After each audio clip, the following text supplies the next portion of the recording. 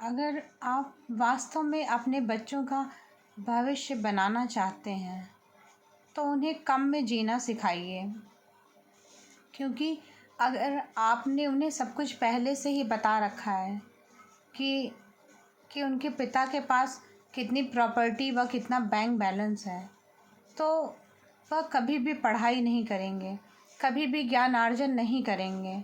उनका मन इधर उधर भटकेगा और वह पढ़ाई के प्रति कभी सीरियस नहीं हो पाएंगे। तो इसके लिए आपको अपनी संपत्ति को अपने बच्चे से छुपा के रखना पड़ेगा, ताकि वह ज्ञानार्जन कर सके, पढ़ाई में उसका मन लगे और वह कुछ बनने के लिए प्रेरित हो सके। क्योंकि अगर वह आपसे 10 रुपए की डिमांड करता है और आप उसे 500 की नोट पकड़ा देते हैं, तो यकीन जानिए आप उसके भविष्य के साथ खिलवाड़ कर रहे हैं। आप उसको मेहनत न करने के लिए प्रेरित कर रहे हैं। आप उसको उस दिशा में प्रेरित कर रहे हैं कि बेटा, तुम्हारे पिता के पास तो सब कुछ है, तुम्हें सब कुछ, सारी चीज़ें स्वतः ही प्राप्त हो जा रही हैं बिना किसी प्रयास के।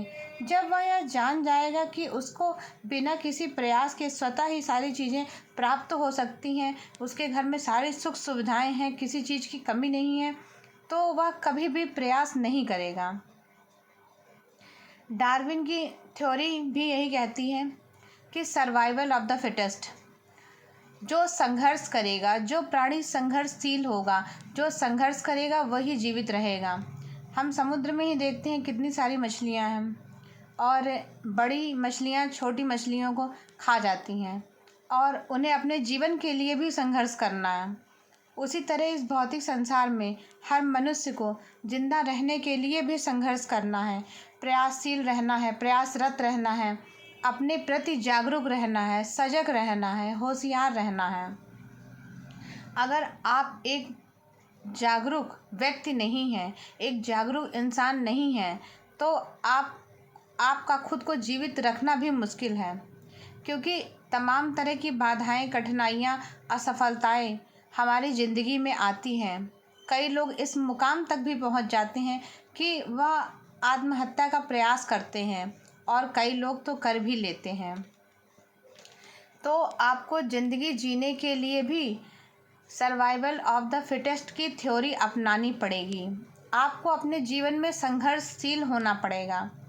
यदि आपके बच्चे ने जो भी डिमांड उसने की है, आप उसे तुरंत प्रोवाइड कर देते हैं, तो उसे कमी क्या है वह पता नहीं चलेगा।